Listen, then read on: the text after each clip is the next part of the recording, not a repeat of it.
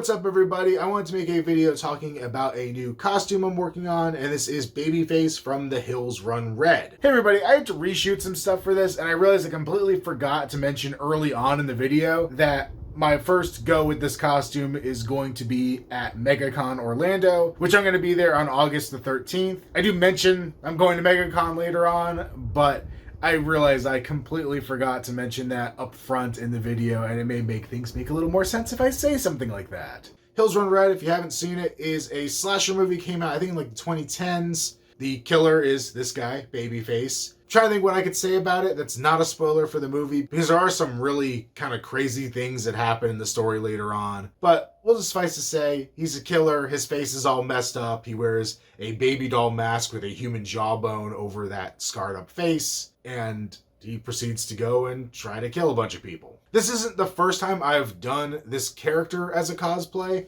It was actually the first cosplay I ever made for myself. I don't know where you'd really consider it a cosplay versus like a Halloween costume, because I think it probably was on Halloween I was wearing it, but I consider it the first cosplay I ever made.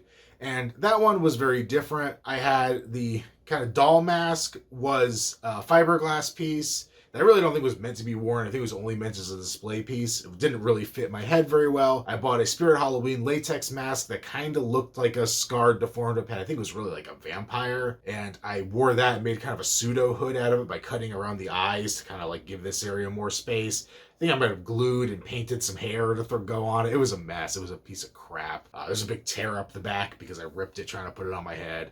Not a good time. I don't even think I have any pictures of me wearing it from the con. All the pictures were me in my living room, and I think I don't even have the full costume on because I have like an Amon Amarth shirt on under the red hoodie that I was using, which I'll get into that in a minute, but that's not even accurate, using a hoodie for it. And I had a plastic like Party City axe that looked really crappy, and I had bike gloves, like mountain bike gloves that were black, but also had these bright white stripes across them, and really just did not look the part. So the only thing or things I may be reusing for this costume, honestly, I don't remember what boots I wore when I did the costume initially. I don't remember if his boots are black or brown. I need to go back and double check, but I have a pair of each. So whichever one's right, I will pick that color boot and wear it. And the only other part that really matters is, as I can't grab the right thing, they're tucked away in here, but a pair of khaki pants. These are not accurate either. The ones he wears are more like tactical pants. They have pockets on the upper legs and on the lower legs. This one are just cargo pants. They have the pockets on the upper legs, but they're beat up. They're weathered enough. They're going to be my pants for this first go around with it. If I find the tactical pants that I want to use, I will buy myself a pair of those and use them for the future times of this costume. But for right now, I'm just going to stick with the plain khaki ones. For this upgraded costume, I have a new gray shirt as the undershirt. I don't think I did anything to the original shirt, so it was just a plain gray shirt. This one, I've done a lot of weathering, especially around the collar and around the bottom of it. It's very dirtied up, very weathered up. And honestly, as I was working on pretty much everything else for this costume, I was wearing that gray shirt, just trying to accidentally hit it with, like a knife or a bit of sanding or just something, paint or whatever to get it grimier and dirtier looking as I was messing with it. So good bit of weathering going on with that gray shirt, but it's mostly covered up by this jacket. The jacket in the movie, I believe he called it like a hunting coat. The director called something like that. I couldn't really find that. I found this fleece zip jacket, which is similar to what was there. As I mentioned, not a hoodie, definitely not a hood on that jacket. It has just the collar, so found that. And the one thing I could not find was Babyface's has pockets on the kind of lower front part of the jacket on either side.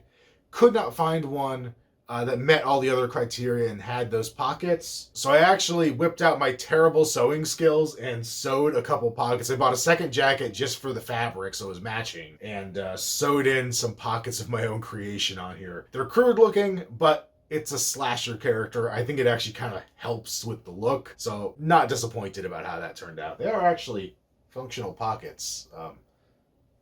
I suck at sewing, but I did manage to make that happen. It was all hand stitched too. It took me forever. Then everything on here was gone over, I think mostly with a black. I think I put it in my airbrush and just did a black kind of spray over a lot of it. I also sanded it up. There's holes throughout it. Just really weathered and worn and gross looking to fit that kind of character. I don't know if I'm going to have time before the con, but I did kind of want to go back in with like a brown, kind of add some like muddy tones to it. I don't know if I'm going to have a chance to do that before it's too late. So it may just be going like this for now and get upgraded later. The gloves are more like tactical gloves this time. I actually didn't even sand this. A lot of time what I'm saying was sanding stuff. I used the saw attachment or the saw bit on my Leatherman tool and just raked it across things to get a really rough texture and everything. And then I added a bunch of paint and stuff to these to give them a weathered look. There's a lot of like a little bit of reds, a lot of browns and stuff added on here just to make them look like they've been used and are really grimy. Probably the day of the con, if I remember, I'll try to put a little bit of makeup like on my hands themselves so they look a little dirtier too. But yeah, I'm actually really happy with these. I think these came out the best out of all the weathering I did on this costume. I'm pretty proud of these. Next up is my new and improved axe, and this is actually the prototype. I intend to do a updated version of this a little later down the line, but for now, this is my prototype axe head. It's a wooden handle here, painted to have the right red markings, and then the head of the axe is there. This is all 3D printed. It's super lightweight. It weighs practically nothing when you remove it from the handle. And all the edges are kind of rounded off, so it's not sharp or anything. But because it's hard plastic as opposed to like the foam one that I used previously with my Jason cosplay, I think it has something extra going for it. It feels more like it's a sturdy piece. It doesn't flop around in the breeze or anything like some of those other ones do. But unfortunately, rereading MegaCon's prop guidelines, I don't think this is going to be acceptable because of the wood handle. I had not realized, I was reading the part specific to like weapons in their prop guidelines without realizing up at the top of the page, it's like no metal or wood props of any kind. So fortunately, the head of this comes off. And I had this. This is a much shorter axe handle. It is made of foam. I think it has a little bit of metal inside. It has like just a bar to reinforce it. Nothing that I think they would mind because it's not a lot of metal at all. But then slide that on. I had to modify it a little bit to let it slide on. It's not perfect, but it now has a foam handle, plastic head. This should be con safe. I do need to weather this up because it is very shiny and bright. So I'm going to go in and add a layer of grime to this. But unfortunately for MegaCon, I think this is what I'm going to have to bring. Not what I wanted, but Spooky Empire, I've brought the wood axe before. I don't see any reason why they wouldn't let me bring it this time. So hopefully it will be bigger and better for that one. Kind of last but not least is the mask itself, along with the rattles down here.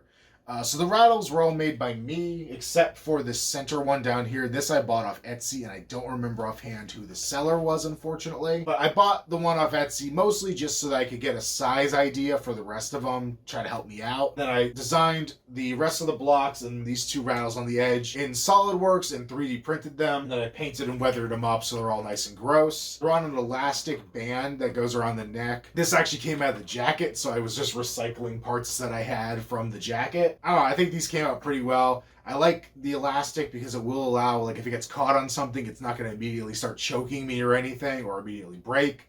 It'll give a little bit before it breaks or anything, so I think that's going to be a nice feature just in case, because I have had costumes before, like my Savini Jason, where I had the chains and they got caught on somebody else's costume, and it wasn't the best time with those. The mask itself is made by O'Neill Effects. It is a silicone mask. It is the first silicone mask I've ever owned. It's amazing. The detail on it is crazy. It has such cool movement when you're wearing it. It's actually more comfortable for me to wear than a lot of the latex masks I've worn before. And I'm hoping I still feel that way after wearing it through a con. I know it's not going to be super comfortable, but I'm hoping maybe it'll just be a little more tolerable than some of the latex stuff I've worn before with cosplays. Wearing it with my contacts in, it seems like visibility is fantastic out of it, which is a major plus. Actually, one of the cool things about this costume in general is that, like, I will be able to see and I'll have my fingers free without gloves or anything on them. So if I need to look at my phone, that's not a problem, which is kind of cool. But yeah, I'm going to go ahead and throw all this stuff on and show you the full costume in its somewhat completed state. So here it is, all worn. Well, I'm actually not wearing the pants because you can't see them, so it doesn't matter. But yeah, I don't know. I feel like the star of this definitely is the mask. I know it's not the most accurate to the movie in a certain regard. I know some bits of the sculpt definitely don't really match the doll face of the movie. And then, you know, the way the teeth are maybe a little too prominent up here, but they look disgusting and I love it. Like, it's just so weird to wear this thing and look at all the details of it. One of the great bits with silicone is that it will move. I can move my head and the mask will go with it, which is great. It does have some ties here on the side. I think the idea was supposed to be like you look like the mask is tied on, but Babyface actually stitches the mask to his face, so I just kind of tucked those in. I'm not going to worry about them. I'd rather have to look like it's just stuck on his face. Oh, I forgot. I knew something looked off. There we go. Get the rattles on. That's what was missing from the look. And these, you know, I could take them and grab them like he does in the movie, like kind of freaks out at one point. He's like playing with them. So that's definitely a possibility. And then, of course, I can get my axe. I love it.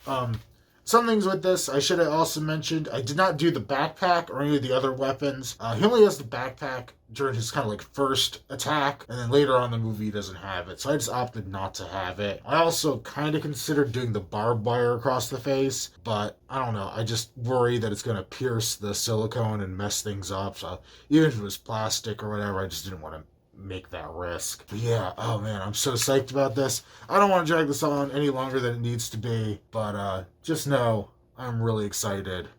And if you are going to be at MegaCon this Friday, I may see you there. I'll see you next time.